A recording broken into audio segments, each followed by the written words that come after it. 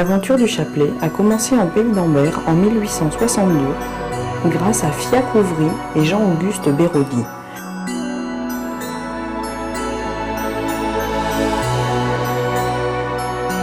Et durant plus d'un siècle et demi, l'industrie pâte-menetrière a généré une multitude de savoir-faire, des créations d'usines et des milliers d'emplois.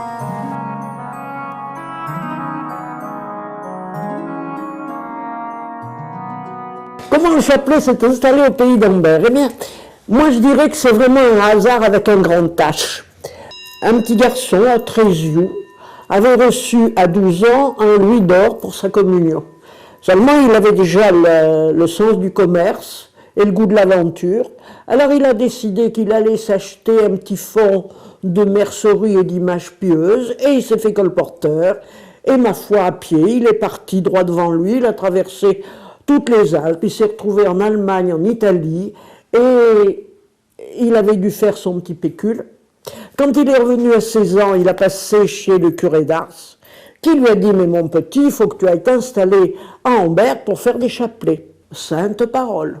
Il a commencé par faire son apprentissage à la Louvet, et puis là, il a un copain, son copain Béraudy, qui est venu le rejoindre. Et en 1865, ils sont venus s'installer à Ambert, parce qu'à Ambert, il y avait une main-d'œuvre très importante, et il y avait aussi des moulins, surtout des moulins à papier qui avaient complètement périclité, puisqu'on avait beaucoup moins besoin de papier. Donc tout ça, c'était de la force hydraulique à prendre. Et voilà comment tas d'usines à chapelet se sont installées sur ces moulins et sur ces 3 ruisseaux dans les 3 vallées papetières.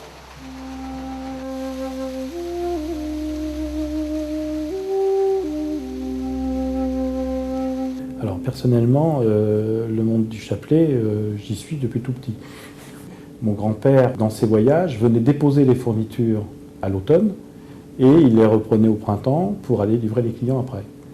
C'était vraiment un cycle très très long sur le chapelet, mais qui était avec des réactivités aussi très longues, c'est-à-dire qu'on mettait 8 à 9 mois pour livrer une commande de chapelet. On est arrivé dans la région d'Ambert avec d'abord la société Convert, puis avec la société Gradet-Georges. Et en 1999, la société Martineau a racheté la société Béraudy. Les ventes de chapelets de Béraudy étaient supérieures à celles de Martineau, ce qui semble à peu près cohérent avec le site, la ville d'Ambert, hein, qui est quand même réputée pour son montage de chapelets. Et après quelques années, on a eu l'opportunité de racheter la société Le Chapelet d'Ambert. Et aujourd'hui, nous avons donc ces 2 unités qui sont sur des marchés différents et surtout sur des gammes de produits très différentes. Fil d'archal, pincettes, perles, médailles, cœurs et croix. Autant d'éléments fabriqués dans la région d'Ambert qui passent dans les mains expertes des chapeletières. Elles confectionnent toutes sortes de chapelets qui sont ensuite expédiés aux 4 coins du monde.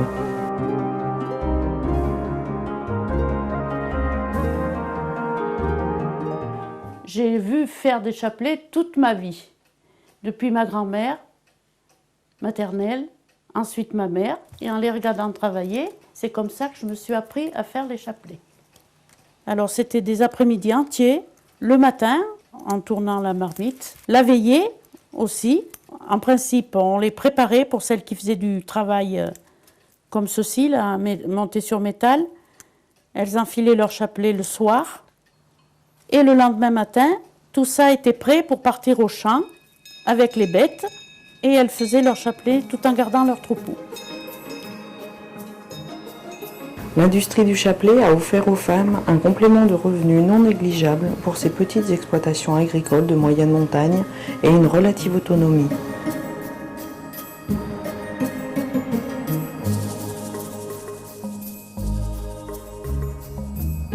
La première fois que j'ai entendu parler d'Ambert, c'était au Vietnam. Oui, c'était à l'école française, les Sœurs de Saint-Paul-de-Chartres. Et au cours de géographie, on nous parlait du Massif central de sa région. Et puis le professeur nous a montré un tout petit pays minuscule sur la carte. Ambert, pays des chapelets, nous a dit. Voilà.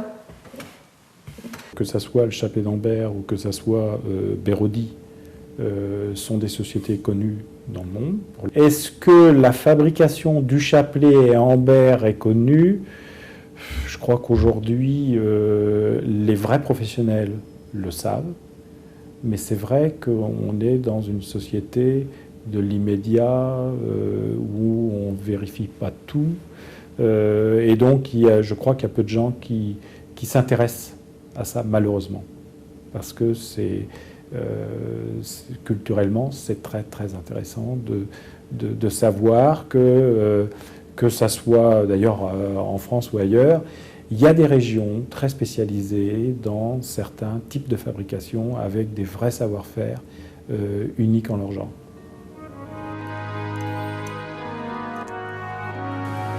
Une cinquantaine de femmes et de jeunes filles ont suivi une formation. Après 2 années, les apprentis assurant une production régulière, l'activité s'est répandue dans toute la région d'Ambert. Le premier dépôt est ouvert sur la place du Pontel en 1868.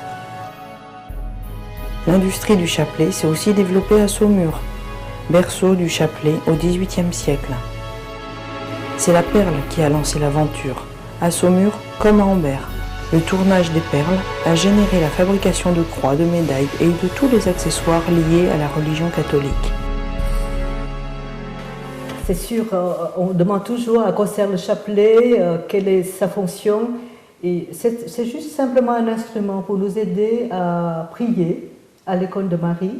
Dans la tradition, nous commençons toujours par le signe de croix, parce que c'est le signe qui dit que nous sommes des chrétiens et on signe au nom du Père, du Fils et du Saint-Esprit. Et puis après, nous commençons par le Notre Père, en écrenant l'écrin, en lisant nos Ave Maria, et nous essayons de méditer sur la vie de Jésus. Depuis, on ajoute aussi des mystères sur Marie. C'est un lien avec Dieu. La fonction du chapelet, c'est le support, soit des prières, des méditations, des mantras, ou même tout simplement le geste dégrainer des perles. C'est la fonction du comboloi qui est utilisée en Grèce. Mais après, toutes les religions ont mis leurs propres prières sur leur chapelet.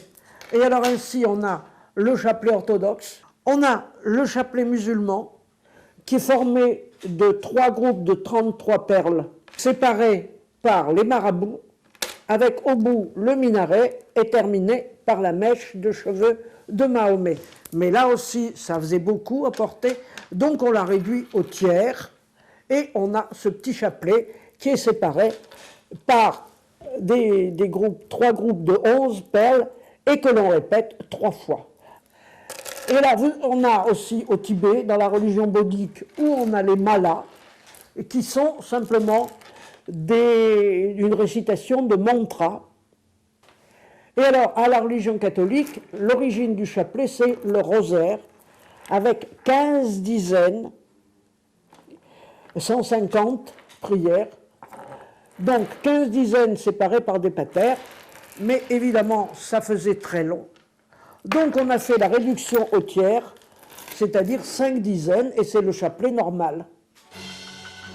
Du simple chapelet en bois, en coco, en acier ou en verre, guilloché ou taillé, monté sur corde, fil de fer, de laiton, au plus sophistiqué, en nacre, en corail, en ambre ou en pierre fine, monté sur fil d'argent ou d'or. Le chapelet présente une diversité exceptionnelle.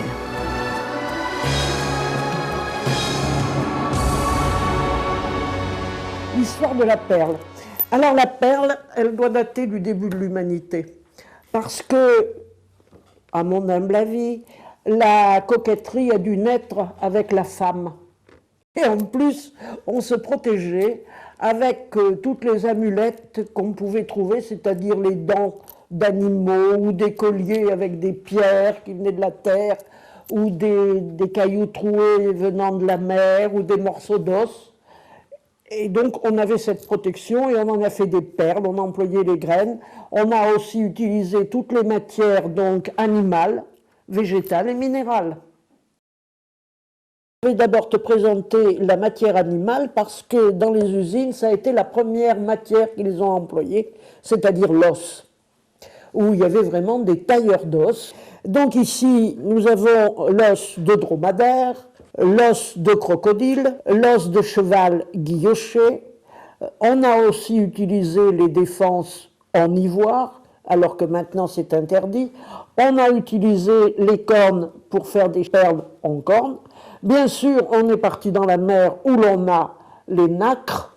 Et puis là, bien sûr, on a utilisé des coquillages qui étaient déjà faits pour faire un collier. Le tout, c'est de les percer. Et puis alors là, même le corail étant plutôt maintenant interdit, donc ça, c'est de la gorgone bleue. Mais il y en a aussi de la rouge. Et il est évident qu'après la matière animale, on a passé directement avec ce qu'on avait sous la main, c'est-à-dire les graines. Et par exemple, ça, c'est du jikiriti. Ce sont des graines qui sont d'un rouge vif. On l'avait employé en Allemagne pour faire des colliers, et on a eu des cas de mort de nourrissons qui s'étaient empoisonnés parce qu'ils avaient sucé le collier de leur mère. Et on s'était bien demandé pourquoi. Donc après la fabrication des chapelets, les femmes disaient que ça leur piquait les yeux quand elles le travaillaient. Donc la fabrication a été arrêtée tout de suite. Et puis alors après, nous avons les larmes de Job. Elles ont, comme les œufs, un côté rond et un côté pointu. Alors le côté pointu était percé, mais pas le côté rond. Et alors il fallait qu'elles le percent, donc c'était du temps perdu, et ces braves femmes de chez nous appelaient ça des culs bouchés. L'art de la chapeletière, c'est qu'il fallait qu'elle présente toutes les pointes vers le bas. Alors après, nous avions les spina Christi. Alors les femmes parlaient directement en latin, on leur demandait qu'est-ce que vous faites, je fais du spina. Et puis on a même poussé plus loin, on a employé les noyaux d'olive. Bien sûr, ces noyaux d'olive, on les a utilisés avec de la nacre parce que très souvent, la matière première venait de Jérusalem. Parce que chez nous, en Auvergne, les noyaux d'olive, c'était un peu rare. Après, nous avions donc le corozo qui est de l'ivoire végétal. Il est très dur, on pouvait le guillocher et on en faisait des chapelets aussi blancs que l'ivoire. Et puis on a même poussé jusqu'à faire des pétales de rose comprimés. Ça, c'est la spécialité des Italiens. Et on a même l'odeur. Au Mexique, on a poussé plus loin. Donc, on m'a rapporté un chapelet en grains de café. Là, nous arrivons à l'ambre fossile, ces arbres fossilisés qui ont donné cet ambre jaune. Et puis, j'ai un ami qui, un jour, a essayé et qui est même arrivé à percer dans la longueur des graines de potiron. Ça, c'est un travail d'art. Et alors là, on a un chapelet bizarre, qui est le chapelet en fruits d'eucalyptus. Vraiment, on a tout utilisé. Après les graines et les fruits, on passe directement à l'arbre lui-même, et que chaque morceau de branche est devenu une perle. Alors aujourd'hui, on fabrique plusieurs millions de perles par an, de l'ordre de 2 à 3 millions selon les dernières statistiques, à ma connaissance. Voilà donc celui-là qui est en charme, tout blanc. Celui-là qui est en acacia. Bien sûr, la véritable perle la plus solide, c'est l'olivier. La noix de coco, la racine de coco, les perles sont huileuses. Comme on ne laisse rien perdre, on a utilisé la sciure. Et pendant un certain temps, on a simplement fait des perles en sciure compressée. Mais ça a été qu'un petit moment de la fabrication. Et alors là, on arrive au chapelet le plus beau comme bois, c'est le bois de rose. Et le bois de rose a toute une histoire, parce que lorsque la Croix-Rouge française a été reçue par le pape Jean-Paul II comme cadeau, on lui a offert un chapelet d'Ambert en bois de rose. Donc on termine par lui. On part actuellement de la planche de bois et à partir de là, on refaçonne ces planches de bois pour les mettre à dimension de nos machines pour pouvoir les traiter d'une manière industrielle. Alors on travaille tous les bois, des bois relativement peu précieux, on va dire que c'est le charme, et puis des bois très précieux comme le coco avec toute une échelle, sachant que le bois donne à la perle une couleur différente, un aspect différent, brillant, pas brillant, et chaque client apprécie ces différences.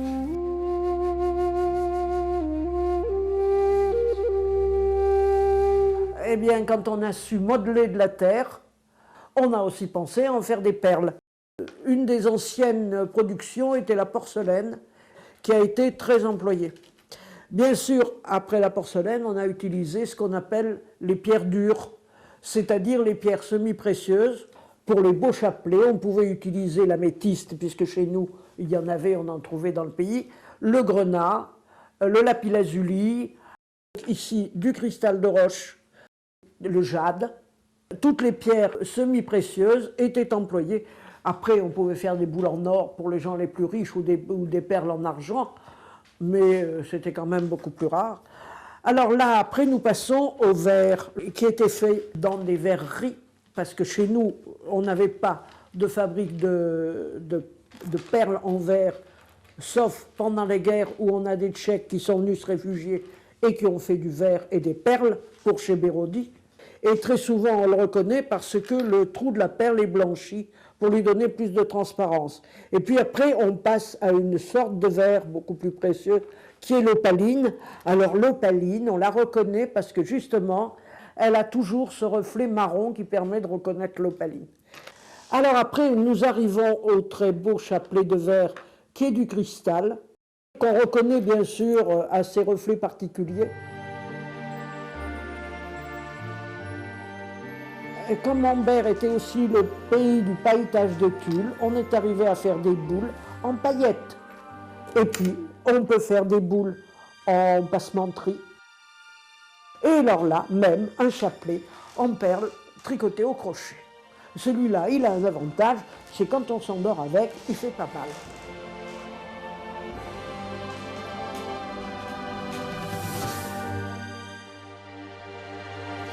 On fait aussi des perles plastiques. Alors l'avantage de la perle plastique, c'est qu'elle est beaucoup moins chère, mais on fait de très belles perles plastiques. On peut faire toutes les couleurs qu'on nous demande, sachant qu'on peut pas, on reste des industriels, on ne peut pas créer une couleur pour 10 000 perles. Il faut faire des centaines de milliers de perles pour pouvoir arriver à créer des gammes particulières. L'an dernier, on a sorti une nouvelle forme de perle qui était une perle en forme de cœur, et sorti donc une nouvelle gamme de chapelets avec ces perles dans toutes les couleurs possibles. Là, vous avez un chapelet italien. Les Italiens prennent un fil, le trempent dans un bain de plastique, ils moulent et on ressort toutes les perles, le cœur et la croix, tout fait. Quand ils se cassent,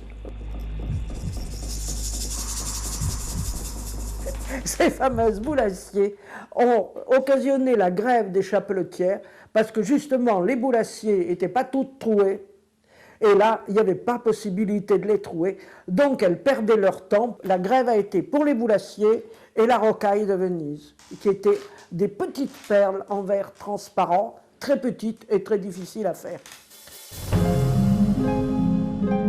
Au premier millénaire, le psautier du Christ était une prière chrétienne consistant à réciter 150 Notre Père en référence aux 150 psaumes de la Bible.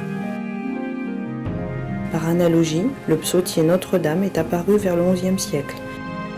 Il comptait 150 Ave Maria. Pour ne pas perdre le compte, les fidèles utilisaient un collier de 150 grains appelé patenôtre.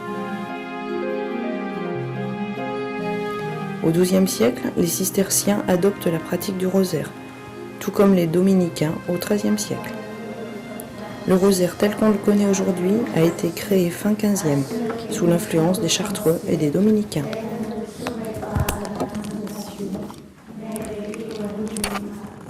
Il n'y a pas que la perle dans un chapelet. Il y a 3 choses importantes, c'est-à-dire les médailles, les cœurs et les croix. Tout le monde s'est ingénié à dessiner des médailles. Et ces médailles, on les mettait d'abord au chapelet particulier qui représente le saint qui a droit à son chapelet. Mais après, quand il n'était pas tout à fait saint, ou qu'on voulait une protection particulière de ce saint, on pouvait l'ajouter à côté de la croix. C'est ainsi que nous retrouvons notre Guillaume d'Ouar, estampé d'après un dessin d'Angélie et qui se trouve à côté de la croix du chapelet.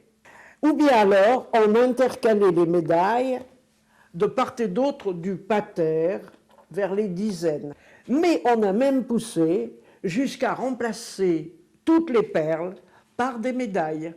Actuellement, à Paris, n'est-ce pas, Dolce & Gabbana vient de mettre à point un collier, un chapelet, en forme de collier ouvrant. Donc ça, c'est l'ancien, et ça, c'est le nouveau. On en a fait pour toutes les occasions. Par exemple, une mission était à Ambert, donc voilà, on va estamper la médaille de notre sainte qui est depuis toujours dans le pays et qui est Notre-Dame de l'Air. Ou bien, par exemple, notre Père Gachon, bien qu'il ne soit pas encore complètement saint et simplement bienheureux, eh bien on lui a ajouté de l'autre côté Saint-Roch, qui lui avait déjà pignon sur rue. Et puis alors, bien sûr, on peut les faire dessiner par de grands artistes ici. La mère de Mademoiselle Gras avait donc fait appel à un artiste coté de l'époque qui était Lambert Ruti et qui a estampé, qui a dessiné des médailles et des croix.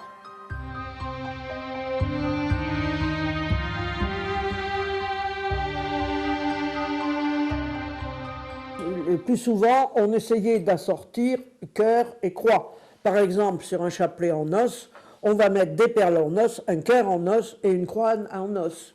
Pour le chapelet en bois, ce n'était pas toujours évident, parce que la croix était en bois, mais le Christ dessus était en métal, et le cœur se trouvait le plus souvent en métal. Là, on a évoqué le Saint-Esprit avec les 3 pampilles, les croix et les cœurs en pierre dure. C'était une fabrication exclusive des plaines de Bertigna, où là on taillait spécialement les pierres dures et la nacre. Parfois, la croix est utilisée comme reliquaire. Celle-ci, par exemple, elle a de la terre des catacombes, mais on pouvait avoir de la terre de Jérusalem. Alors, il y a une petite vis, on ouvre et la terre est à l'intérieur. Comme nous avons les cœurs avec la petite ampoule d'eau bénite, et nous avons aussi les croix avec un tube d'eau bénite incrusté à l'envers de la croix, qui était une invention de Georges Gras à Escalon. Ça, c'est une croix sertie, c'est-à-dire que la plaque de métal est recourbée sur l'avant. Par contre, ça, c'est une croix de fonderie et qui était spécialement usinée par l'usine Valenchon, où on fondait tous les débris de métaux. Et quand la croix était faite, on pouvait la découper pour y incruster du bois, généralement du bois dur, c'est-à-dire de l'ébène. Et par exemple, c'était réservé pour les deuils et ça, la croix de la bonne mort qui était représentée avec la tête de mort et les os croisés. Et puis, ça c'est la mort, mais on a voulu symboliser la vie et on a fait par exemple une croix qui est l'arbre de vie. Et on a fait exactement les dessins de l'écorce d'un arbre. Le plus important à égalité avec la croix, c'est le cœur, parce que le cœur, c'est la réunion de la couronne et du croisillon. C'est le centre du chapelet, en fait. Et ce cœur, tout ce que l'imagination a pu créer, on l'a créé. Donc ici, on a des cœurs très découpés avec le M de Marie. Ici, on a un cœur très travaillé pour un chapelet beaucoup plus gros. Ici, on a un cœur qui n'est pas plat, qui est bombé. Ici, on a fait un cœur pour une occasion spéciale, c'est-à-dire pour le jubilé de l'an 2000, avec la photo du pape, et en plastique, comme l'époque. Et puis, nous avons des cœurs très spéciaux, avec une petite ampoule d'eau bénite à l'intérieur. Suivant les commandes, les chapelets étaient montés sur corde ou sur métal. Alors nous avons un montage sur corde tout simple, c'est du lin. On fait aussi sur nylon. Ici c'est un chapelet corde, mais avec un nœud entre chaque perle. Et ici, une petite dizaine coulissante. Pour prier, on peut faire glisser les perles, comme ceci. Voilà, alors le chapelet en corde, il faut une certaine longueur de fil. Tout dépend de la grosseur des perles. D'abord, on laisse une vingtaine de centimètres environ. On enfile une perle qui coince le travail. Et après, ça, elle correspond à un pater. Le pater vers le croisillon en haut. Alors voilà, là je commence.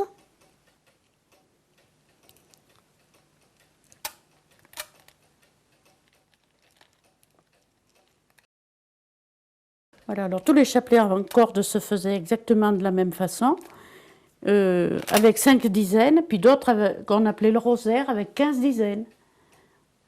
Je vérifie si j'ai bien mis mes 10 perles. Dans un chapelet à corde, vous ne pouvez pas modifier. Vous êtes obligé de défaire tout le chapelet. On faisait aussi la dizaine coulissante. Alors un petit nœud, puis j'enfile mes 10 perles. Voilà, moi je fonctionne avec 3 aiguilles. J'enfile mes perles de façon à faire des petites boucles coulissantes. La perle, on l'enfile un coup d'un côté, un coup de l'autre. Ensuite, je détache mon travail. Et là, je vais faire mon nœud. Ensuite, j'enfile mon pater avec mon premier fil que j'ai dans les mains. Je prends mon deuxième fil. Je passe à nouveau dans mon pater. On va mettre la croix. Et là, je vais faire mon dernier nœud d'arrêt. Voilà le travail. Depuis que je suis arrivée en 1988, il se fait toujours les mêmes montages et on en vend autant que le chapelet monté sur chaîne. Alors voilà, le chapelet monté sur métal se fait tout simplement une boucle. On insère la perle sur le fil et on coupe en fonction de la grandeur de la boucle. La boucle est simple des deux côtés. Il existe plusieurs montages. Ici, c'est un montage tout simple sur chaîne. Voilà. Et ici, vous avez un chapelet indécrochable qui est un peu plus compliqué à faire et plus long. Je sais faire le chapelet indécrochable, mais j'avais une maman qui en faisait. Elle disait, j'ai fait des tombereaux d'indécrochables. Alors là, dans le chapelet indécrochable, vous avez une autre technique. Le fil est double dans la perle. Une boucle fermée d'un côté, on tourne la perle et on ferme une deuxième boucle dans l'autre sens. Pour le simple chapelet métal, on fait 4 chapelets à l'heure. Le chapelet indécrochable, 2-3 chapelets, pas plus, à l'heure.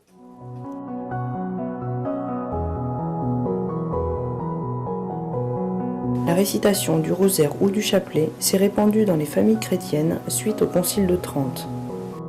L'institution de la fête du rosaire, puis le mois de Marie, ont contribué à répandre cette prière.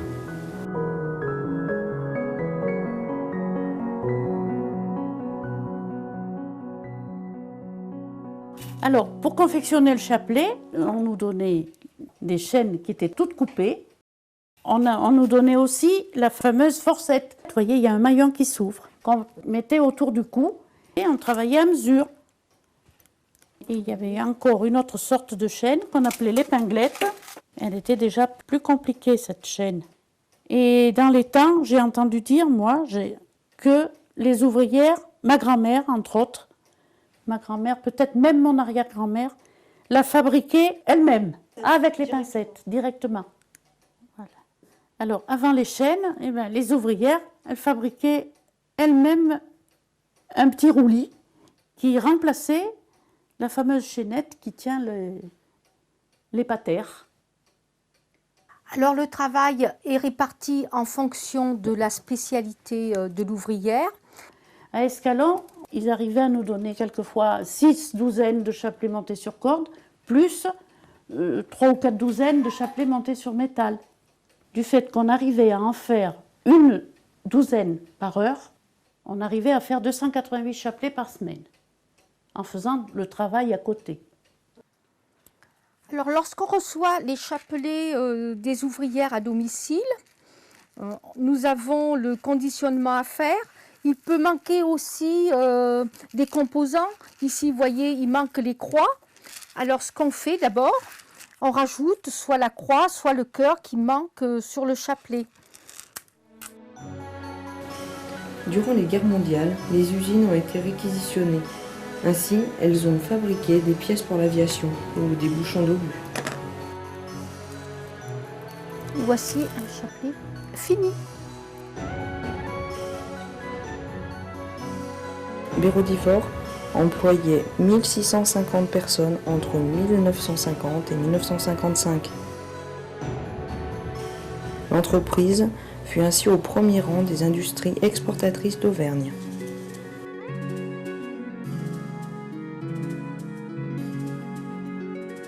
Tous les produits qui sont là sont des produits de nos fabrications. Que ce soit la perle, que ce soit le cœur, la croix ou le montage, c'est fait dans l'entreprise ou dans l'une des entreprises du groupe. Alors on a une gamme premier prix, où là on est plutôt sur une gamme un peu standard. Et on a une gamme ici qui est complètement personnalisée. C'est-à-dire que l'on réalise le chapelet à la demande de notre client avec le cœur qui correspond à son site, pèlerinage ou son choix en fonction de sa clientèle. On a des chapelets qui sont un peu plus haut de gamme, dorés, argentés, et là aussi que l'on peut personnaliser à chaque fois sur le centre de pèlerinage ou dans le pays. Les chapelets, on en vend beaucoup à l'étranger et ce sont des cœurs spécifiques. Quand on ne vend pas les mêmes cœurs à Lourdes, à Paris et à Dublin. Et puis on a aussi des chapelets où l'on peut faire le chapelet à la demande du client. De perles, le nombre de dizaines, médailles spécifiques, formes spécifiques. On a des petits chapelets, des grands chapelets, des chapelets avec des anneaux qui permettent de se mettre autour du cou. Ça, c'est une demande qui est plutôt récente. Hein.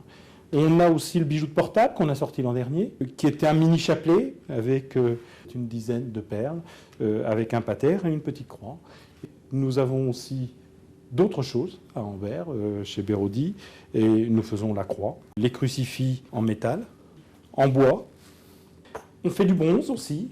Là, on est plus dans l'artistique. On passe d'un objet qui à l'origine était un bijou de chapelet vers des produits qui sont plus des décorations. C'est comme ça qu'on est arrivé au cadre ou aux statues. Et puis on a d'autres offres, des cartes prières, des petites médailles talismans, pins, médailles commémoratives, médailles militaires. Tout ça, ce sont des marchés aussi très forts à Ambert. Et dont l'origine de la médaille et du pins, l'origine c'est le chapelet. Lorsqu'on a fabriqué les chapelets, on avait besoin d'un cœur et d'une croix. Et de ce cœur et ce croix, il y a eu tout un développement qui s'est fait à côté de ces fournitures. Sur le bois, ça a été les croix. Sur les cœurs et les croix, ça a été les médailles, puis les pins, puis tous ces produits-là. Le mot chapelet est un dérivé du mot chapeau, la forme ancienne étant chapelle. Ce terme désignait une coiffe, une couronne de fleurs, dont au Moyen-Âge on s'en couvrait la tête dans les réceptions solennelles et les processions. Le chapelet devient un terme à usage religieux, par analogie avec les couronnes de roses dont on ornait la tête des statues mariales.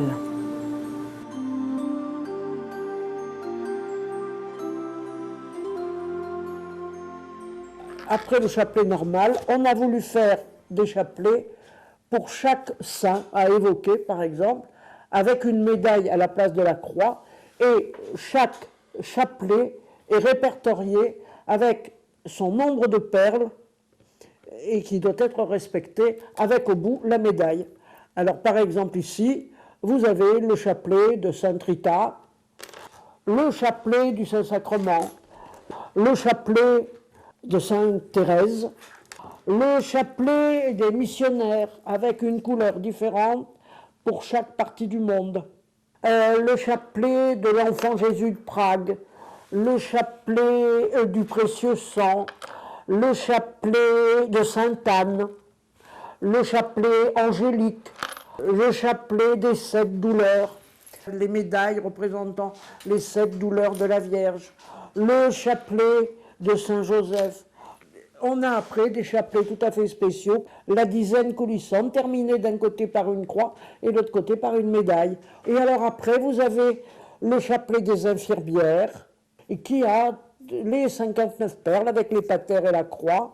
Et alors, pour simplifier, on a même la bague avec un chapelet, avec la dizaine représentée par la croix et les 10 Ave. Et on a même la croix scout qu'ils mettaient à leur foulard, et qui est un dizainier avec 10 Ave dessus.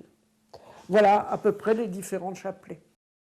On les fabrique pour nos clients, qui sont des abbayes, qui sont des centres de pèlerinage, qui peuvent être des associations, des librairies. Ce que nos clients apprécient dans nos articles, c'est la qualité des produits, et puis le fait que cette collection est unique. Donc les clients ont plusieurs demandes. On peut vendre donc le chapelet à l'unité, à la douzaine, oui, et aussi éventuellement à la grosse, 144 chapelets.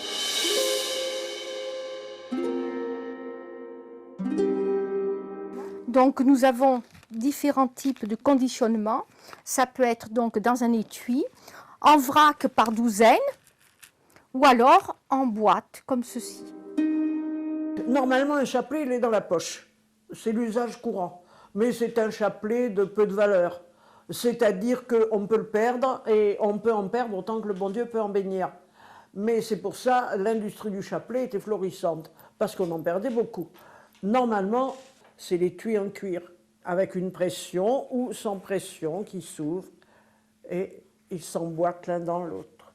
Mais quand il est plus précieux, évidemment, on le protège et on lui met un étui. Alors là, toute la fantaisie possible qu'on a pu ajouter au chapelet se trouve dans les étuis. Et ça, c'est la petite boîte qu'on offrait à la communion avec le chapelet dedans. Et celui-ci est une petite tour en ivoire. Et à l'intérieur, il y a le petit chapelet. Et puis, ce petit truc que je trouve génial, on appuie au debout, ça s'ouvre. On relâche et ça referme le chapelet. Très bien protégé.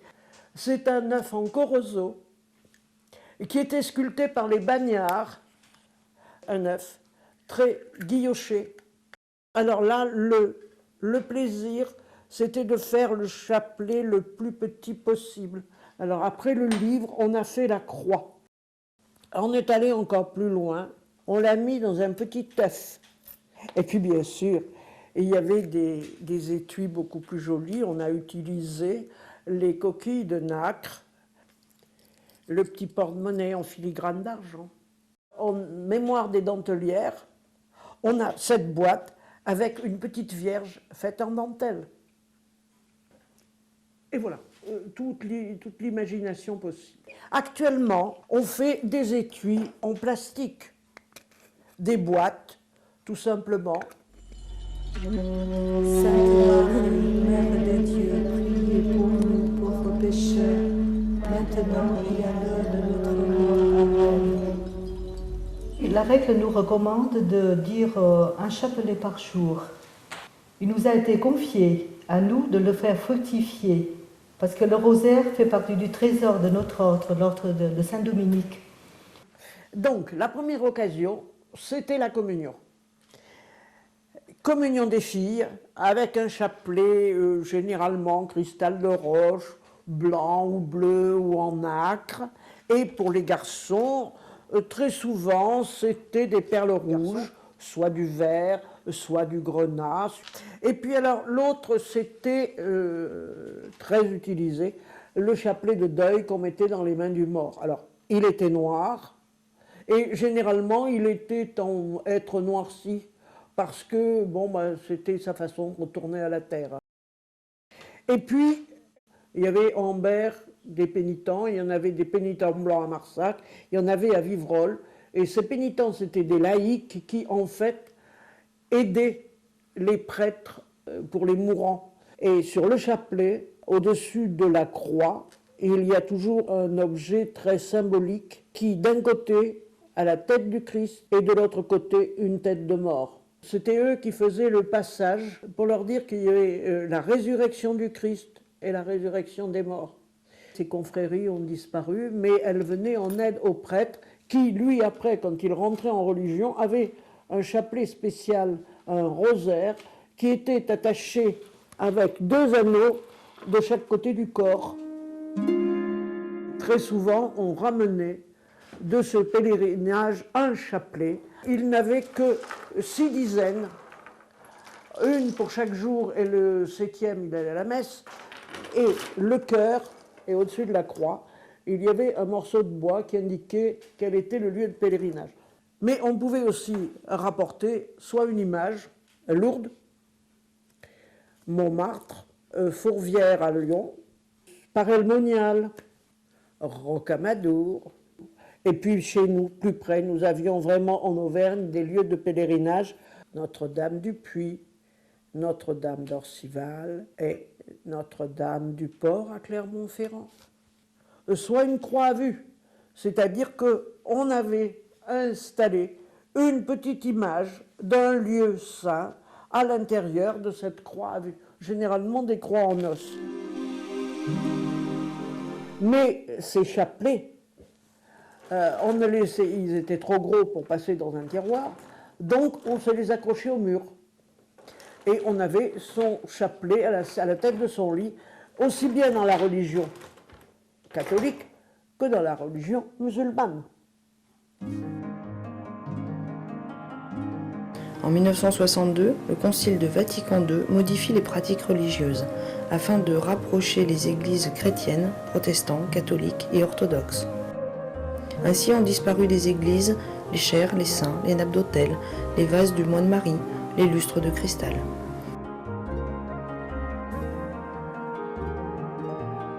Et les fidèles sont invités à être participants lors des offices plutôt qu'à s'isoler dans des pratiques de piété individuelle. Ce fut une chute vertigineuse pour le chapelet et pour ses fabricants. Il y a des modes, d'ailleurs cette collection a moins de 3 ans, que l'on fait évoluer tous les ans. Mais bon, c'est un produit qui reste quand même très classique. Comment voyez-vous l'avenir du chapelet ? Bien. Bien. Les ventes de chapelets depuis quelques années dans notre société ou dans nos sociétés, que ce soit Bérodivore ou le chapelet d'Ambert, se développent. Je pense que avec la recherche de nouveautés, l'analyse de la demande, en essayant d'être au plus près des clients, je pense qu'il y a un bel avenir pour le chapelet, ou il y a un avenir encore certain pour le chapelet, et le chapelet à Ambert, le chapelet dans notre société, je ne suis pas du tout inquiet. Est-ce que la transmission de ce savoir-faire se fait toujours ? Donc les dames apprenaient à faire les chapelets souvent au sein d'une même famille, c'était de mère en fille. Et actuellement, elles sont obligées de venir à l'entreprise pour qu'on leur montre comment se font les chapelets. Et donc elles apprennent sur le tas. Mon fils, non, jamais il a eu le goût à ça. Mais ma fille aînée, pour lui aider un petit peu, mettre un peu de beurre dans les épinards, on va dire, elle m'aidait à faire la couronne de mes chapelets à cordes. Et elle passait ses étés souvent à faire des chapelets. Si vous en aviez 3 à présenter, quel chapelet choisiriez-vous ? Alors d'abord, votre question me pose un problème, c'est qu'il y en a beaucoup plus que 3 qui me plaisent. Mais si je dois vous en trouver 3, il y a le chapelet bois de rose, que je trouve magnifique. Naturellement, je suis attiré par le beau. Hein. Les chapelets en bois naturel, de couleur. Et puis, autrement, il y a les chapelets cristal, Swarovski, je trouve vraiment magnifiques. Ben, moi, personnellement, je choisirais soit un chapelet nacre, un chapelet en bois de rose ou un chapelet en cristal. Ah oui, alors ça, demander à un collectionneur de sortir les 3 chapelets qu'il préfère, c'est vraiment très difficile. Il a fallu que je réfléchisse très longtemps. Celui que je trouve le plus drôle, il vient du Mexique et il a été fait en gousse de vanille. Je trouve que c'est un chef-d'œuvre de misère et d'utilisation de la matière. Et en plus, il sent la vanille, c'est un plaisir.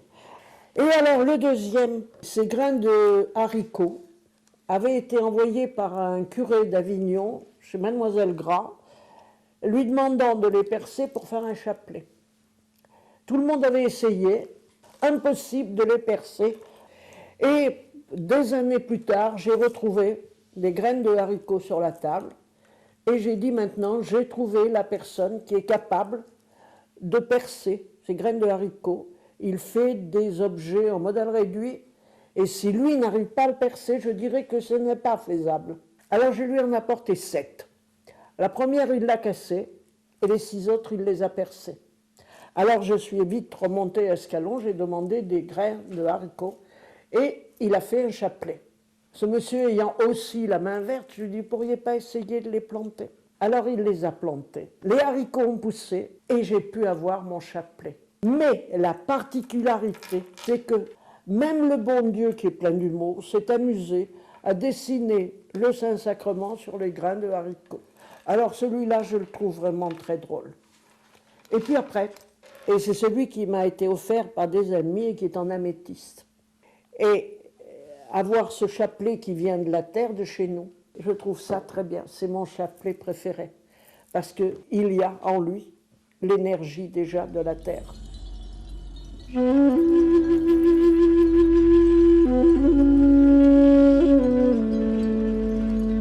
Quelle définition donneriez-vous à cet objet qu'est le chapelet?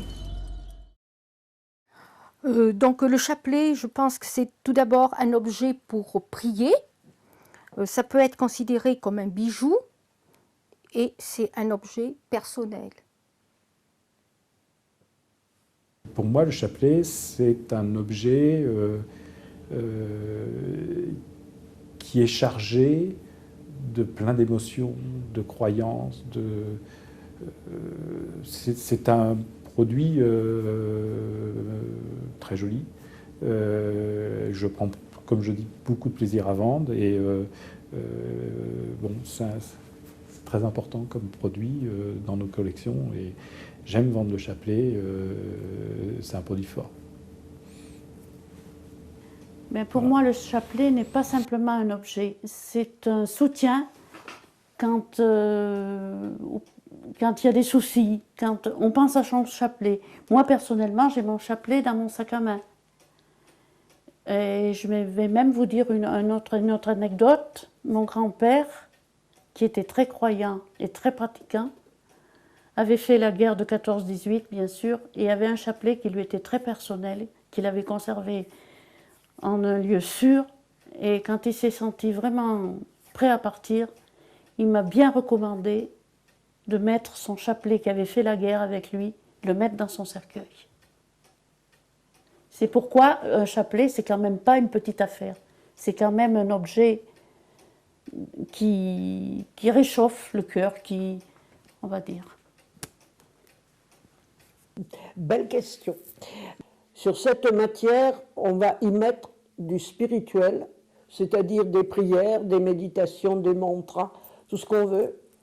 Mais c'est en fait l'union, par l'intermédiaire de ce fil qu'est le chapelet, c'est l'union de la terre et du ciel. Si bien que cette énergie, quand à un moment de la journée ou de la vie, on a besoin de trouver de l'énergie supplémentaire, lui, vous rend au centuple ce que vous lui avez donné. Donc c'est vraiment un accumulateur d'énergie, mais il ne porte que ce que l'on y met.